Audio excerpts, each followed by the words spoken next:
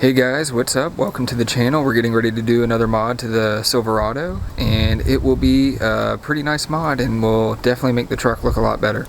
So, looking at the truck now, you'll notice that it's got a rake to it, and a very substantial rake. All GM trucks come from the factory with a rake like that. It's about a 2 to 3 inch rake, and it is not very appealing to most of the buyers of these trucks. I understand why they do it. They do it so when you load the bed down, it will sit more flush and even and make everything more controllable, or if you load a trailer on, same thing. But it's just not very appealing. So what we're gonna do is we are gonna level the truck. We're gonna install a leveling kit on it and raise the front end up, so it should look a lot better. I'm gonna go ahead and get it in the garage and we'll start getting to work on it.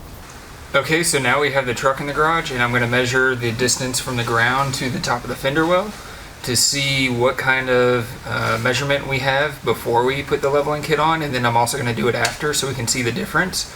And I'm also gonna measure the rear height, and that way we can see how level the truck actually is. Let's do this now.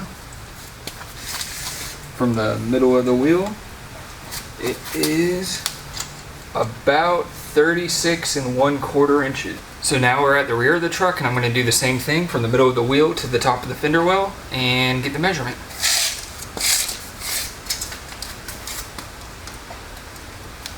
So this is about 39 inches. So 36 1/4 at the front, 39 in the back. That's a pretty substantial difference, almost 3 inches of difference, and we will put the leveling kit on.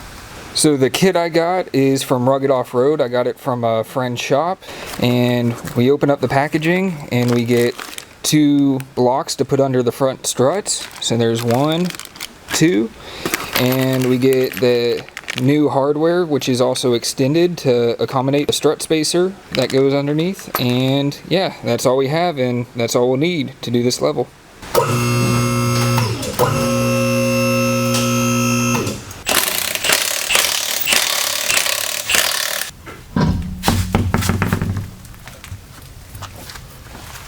Okay, so we just finished the passenger side, have everything situated except for the sway bar.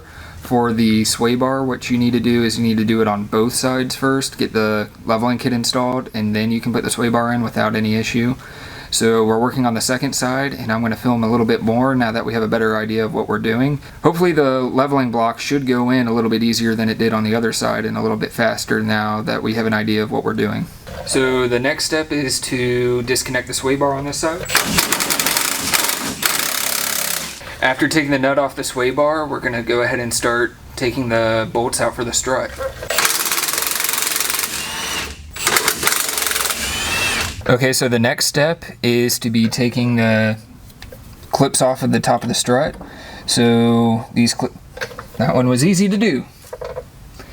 So here's what the clip looks like. It just attaches at the top where the bolt goes through, and as you can see, it's got little metal tabs on either side, and just pry those off and it should come off pretty easily. Alright, that one's under the truck. The next thing we're going to do is my dad's going to pry up on the strut, and I'm going to try putting the spacer in and then bolts. Alright, more. Okay. Okay, now we'll have to pry it back. So get a bolt in it if you can. That's what I'm working on right now.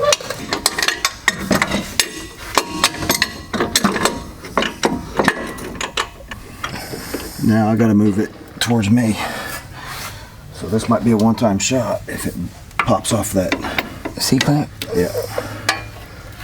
I'm pushing up on both. Got one. The other one's stuck, but get the nut on. Oh, yeah, the C-clamp popped off.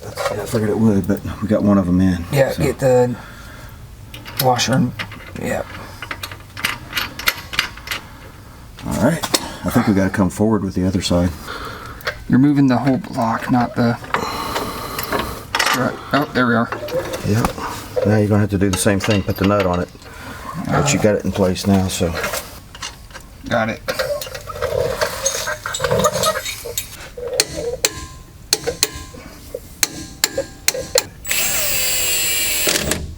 Alright, so we have the new strut spacer installed right here. You can see it's underneath the strut. All the hardware's tightened down to 35 foot-pounds. And we have the sway bar end links connected back to the sway bar, so everything's tied together. And now I'm going to put the wheel on, and the truck should be done at that point.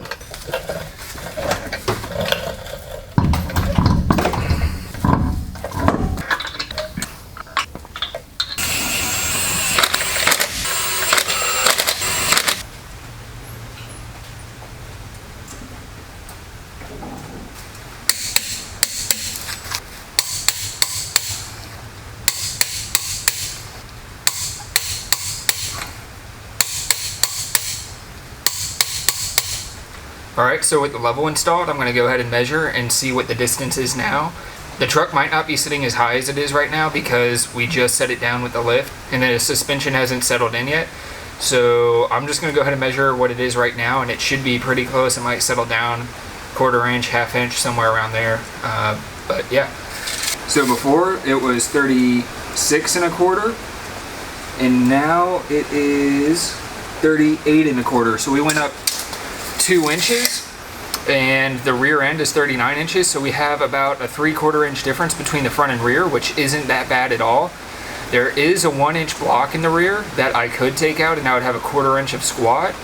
I haven't really decided on what I wanted to do with that yet, but as of right now I'm just going to leave it how it is with the 3/4 inch difference and just see what it looks like.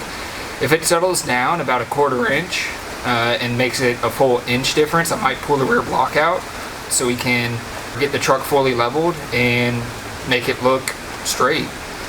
We'll see how the ride quality is. It should be same to factory.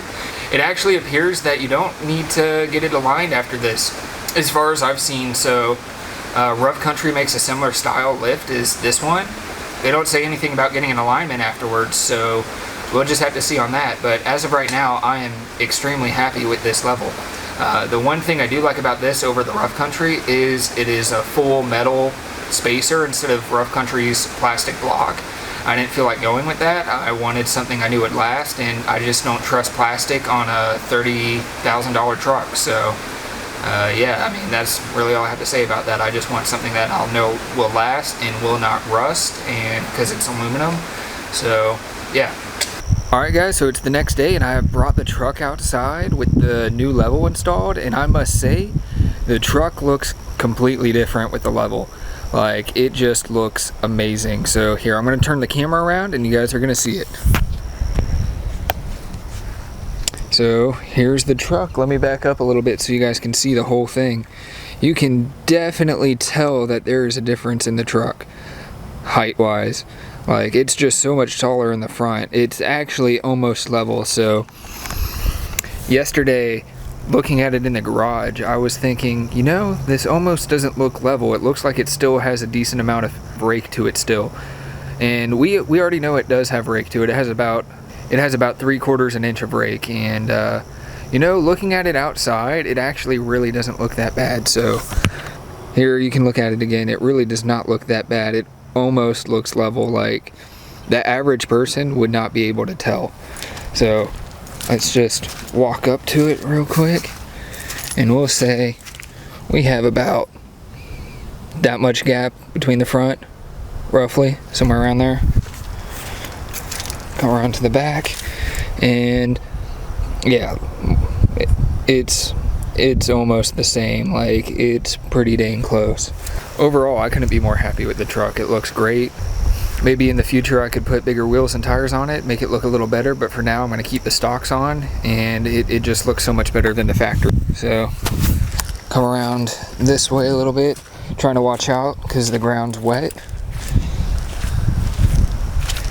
And just look at it. That thing looks amazing. I am super happy with it. I couldn't be happier with it. So yeah, I just couldn't be happier with it. So that'll about wrap up the video. I hope you guys enjoyed it.